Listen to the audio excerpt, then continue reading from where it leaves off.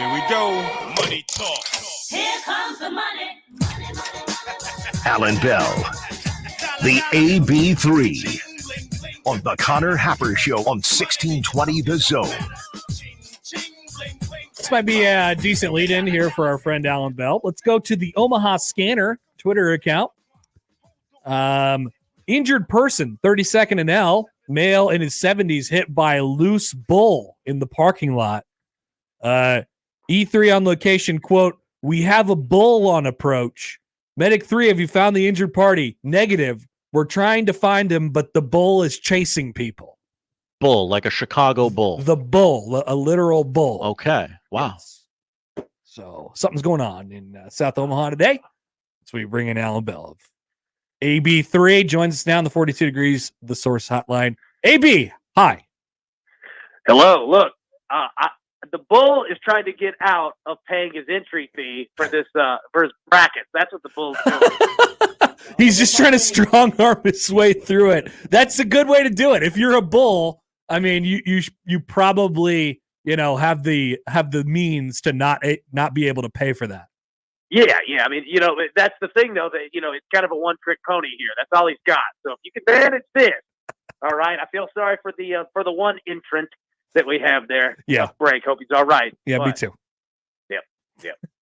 All right, you got a bracket. Are you more of a bracket guy, or are you just betting as we go? Like this is interesting from like a quote unquote gambling guy. Like, how are you approaching the tournament?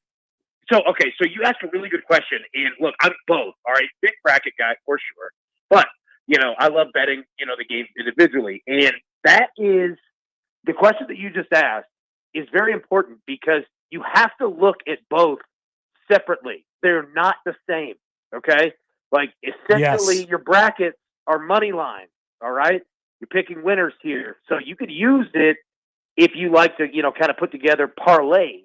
However, from a betting perspective, completely different than what you're looking at, especially, Thursday, Friday games, because you're going to have spreads that are 14.5, 20.5, right? That's a good distinction. You have to separate the two.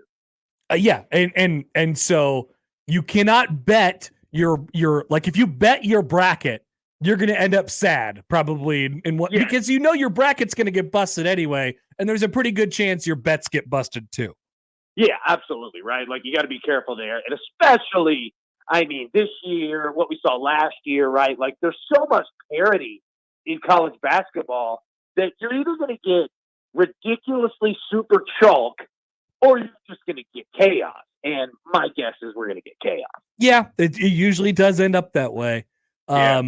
Although, I don't know, just quick glances through it this year, and now, we've had it in our hands for more than 24 hours now, and we're starting to really, think about it a little bit more with the first four starting up tonight.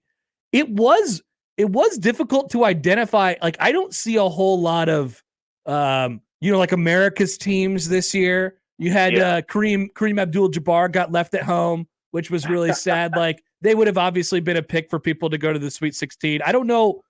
Have you identified some teams who you've been like, this is like a double-digit seed that could potentially do it this year? Yeah, so two come to mind, all right? Grand Canyon, if they get past St. Mary's, all right? Grand Canyon is a good basketball team. Bryce Drew has done a heck of a job with them. And then McNeese State, although their coach being Will Wade, I don't know if they're going to be the darling, but they could be like the WWE heel of the tournament, Definitely. Right? 'Cause I don't know if Will Wade's going to get a lot of sympathy after, the FBI investigation, but they're a really good basketball team, and they don't let up. Like, they hammer people. So those are kind of your two teams to look out for. You know what I mean? Yeah, no, I like those picks. There's a couple different storylines. Like, you got the Long Beach State coach who got fired last week, and they're in the NCAA tournament. That's a funny one. Nebraska is trying to win their first ever NCAA tournament game, which is absolutely insane. And then you have, here's the thing that's making me angry this week. How many people are quoting the Ken Pom stat of the teams that could win the national championship? We know. Yeah. We know. It's always the best teams that win the national championship. It's okay. We get it. I'm 100% with you on that one. That Nebraska game, by the way, is going to be an awesome first-round game. So you know the side story to that game? No, tell me. The side story is that randomly last week, Nebraska's athletic director decided he was going to go be the athletic director at Texas A&M. Yeah. Wow. And so they play each other in the first round in both the men's and the women's bracket, which. Oh, wow. Yeah. And so people are a little bit on edge up here. There's a lot of emotions going on right now. And so it's going to be something down close to you in Memphis this weekend with Nebraska. Yeah. Oh, man. Dude, that's fascinating. And the fact that it's men's and women. Yeah. That's incredible. Yeah. So there's always this theory of like, oh, yeah, the committee, they know what they're doing. In situations like this, I'm almost forced to believe it. You know, like there's no other reason that it feels not so random. Mathematically, that's almost impossible. Right. It feels maybe not so random. Okay. Yeah. The other thing, or a couple more things that we're looking at here with the bracket. You mentioned it in your tweet to us today. So Creighton's a 3 in the Midwest. Tennessee's a 2 in the Midwest. That would potentially line them up in the Sweet 16. I like Creighton to get to that point. Tennessee would have to go through, probably either Texas or Colorado State to get to that point. They're going to beat St. Peter's. They're not going to fall to the Peacocks like they did, like Kentucky did a couple years ago. So we might have a little fun Allan Bell, Connor Happer show kind of matchup here in the Sweet 16. Yeah, dude, that could be a great showdown, right? And I'll say this. Our man Harry Schwab told me to tell you guys that he's all Creighton in that one. Loves it. He's been riding Creighton for a while. That would be a great matchup. And Tennessee fans, I mean, they're already on edge because there's just nothing ever guaranteed except NCAA sanctions. So I mean, there's just madness going on. But that would be a heck of a matchup, man. That would be fun. Your boy Howie, the Schwab has been all over Creighton for like a month now. Loves him. Yeah. Why did he do that? How has he discovered them? Well, first off, I mean, this guy is he's the most intelligent, college basketball person that I've ever been around. All right. He legitimately, he just fully understands, I swear to God, every team in the tournament. I mean, he's breaking down players. He's breaking down defenses. This guy is just a savant in college basketball. And he's been on Creighton, like you said, man, for a while. Half the season, it feels like. And rightfully so. You know what I mean? So, yeah, it's rare that Howie misses. It's sports betting. It's sports madness, right? Anything could happen. But he's been pretty spot on with what Creighton's going to do. And he's kind of called it game by game. So, yeah, feel good. Creighton's got the mojo, man. Does he have them, how far does he have them going? I believe he's got them playing, Purdue. I guess that would be the Elite Eight game, yeah. Yeah, the Elite Eight, correct, yeah. We'll take it. I think he has Purdue. Yeah, I think he has Purdue going to the Final Four. But, yeah, I mean, he's got Creighton going, at least that far. It would be Creighton's second loss in a row in the Elite Eight, which is crazy to think about. They lost on a weird foul call. Here's a question real quick. So with that, right, let's just say that happens, all right, 2 years in a row. It stinks because you always want to win a title, right? But 2 straight, Elite Eights, that is impressive. You know what I mean? Yes. It's something to feel good about, even though you hate when a season ends. That's the kind of spot where I fall into, is that something that you're proud of? As a fan, you're like, okay, all right, we got something. You know what I mean? Well, so I put myself in the shoes of right now, and the way I think about making the Elite Eight last year. If you talk about the way that the game ended, which was on a foul call at the end, it still is gut wrenching, and they could have, theoretically won the national championship last year because they kind of all fell in front of them that way. But still, just saying it out loud. Creighton made the Elite Eight last year, and they made now, multiple Sweet 16s, and they win a game pretty much guaranteed every single year in the tournament.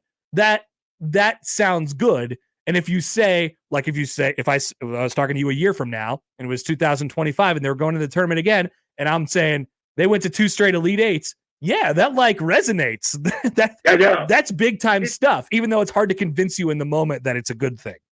Yeah, I know. Like that's the most difficult part because this postseason is unlike any other college or professional postseason. You know what I mean? So it's like the perception is different. I'm with you. It's a tough spot to be, but yeah, it's like that's nothing to be ashamed of. You know what I mean? Like it's strong. Yeah. Well, it's the same. Like we got asked the question yesterday for Nebraska. They've never won an NCAA tournament game, and what's they made the NCAA tournament. They're an 8 seed. They're going to wear a white jersey in the first game of the NCAA tournament. Is that a successful year? And then if they don't win, they'll be 0-8 all time in the tournament. Everybody will be like, what the hell are we going to do here? How are we ever going to win an NCAA tournament game? But they made the NCAA tournament. Like, that's a good thing. They were one of the top 30, 40 teams in college basketball this year. Yep, absolutely, man. And you know what? That makes me want to bet Nebraska because it's like, they all know what time it is. Yeah. You're going to get max effort on that. Yeah. So that's a fascinating look. Do you know, are you aware of the presence of a person named Keisei Tominaga? No. Okay. So you're going to find out about this on Friday night and you're going to be amazed. The Nebraska basketball Cornhuskers they finished third place in the Big Ten this year. And they've been really good basically the entire year. They've been really, really good for like the last month or so now. Ended up getting an 8 seed, but their best player, or their most notable player, is a like 6'1" Japanese guy who like makes threes routinely from like half court just because he decides that he's going to shoot every single. He's like the ultimate heat check guy, and the buzz that happens in the crowd when he touches the basketball is unlike anything that really I've ever seen. It is amazing. So the tournament will fall in love with this guy if Nebraska wins the game. I'm just preparing you for it. Oh, God, I love it. Especially that he's firing from super deep, too. Like, he's firing from logos. Dude, he's Steph Curry. They call him the Japanese Steph Curry. That's what they call him. I love it. This is my new favorite dude. Like, this is my guy. This is my team. I'm telling you, this is gonna. Yeah, they're. We can't wait for when they get on the, on the post game show or whatever, and Charles Barkley gets up there and he starts talking about Keisei Tominaga. It's going to be one of the best things to ever happen in Nebraska basketball history. Yes, I am all in on this. I am all in on it. Anything you like, just bet wise from the first weekend. Have you mapped it out yet on what you're planning on? Yeah, so I'll say this. Early games on Thursday, Fridays, unders hit at like a 61% clip. So pay attention there. Tennessee against St. Peter's. Let me tell you this: Rick Barnes is catching massive heat from Knoxville and the state of Tennessee specifically because great regular season, early exits in the tournament. What happens in the SEC tournament? First game, they're the 1 seed. They get blown out by Mississippi State. They are going to score 7,000 points against St. Peter because they're just like there's no stopping. Like they have to go. So the over/under is set at like 129.5. Yep. Like I'm not kidding. That's what I'm looking at. 90 points. Yeah, they'll score 90 points in that game. So take the over in that one. I love it. That's awesome. Yeah. Just to bleep you like, no, this is not happening. Not today. No, I assure you that they've been going through a week of absolute hell in practice. They will beat the hell out of St. Peter. All right. Well, then it potentially could set up then when we have you on next week, we'll be setting up Creighton in Tennessee in the Sweet 16. It could happen. Dude, that's got to happen. I hope that it happens 100%. Yes. All right, dude. Enjoy the weekend. We appreciate it as always. And we'll talk to you next week. Hey, sounds good, brother. Be good, man. Take care. Allan Bell, the AB3. Get on with AB and the Schwab for all your Creighton basketballs going to the Elite Eight takes. I like that we can educate Allan because it's so much fun to tell people. Show. I feel like a true Nebraskan, like a Nebraskan at the airport wearing my Nebraska shirt. I'm like, listen, here's a little alley-oop for you. I'm going to tell you about this Keisei Tominaga guy, and you need to start telling your friends because you're going to seem like the smartest guy in the room on Friday night, and he starts bombing away. He's got 30, and you're like, yeah, I've already heard of that. The whole country is obsessed with him, but you've already told your friends about it. It's coming. I just want to make people look good. We're just dishing out assists, Josh. We're helping. Yeah. That's what we're doing. Unselfish play from us. We're like Tyler Kolek, except for we can read.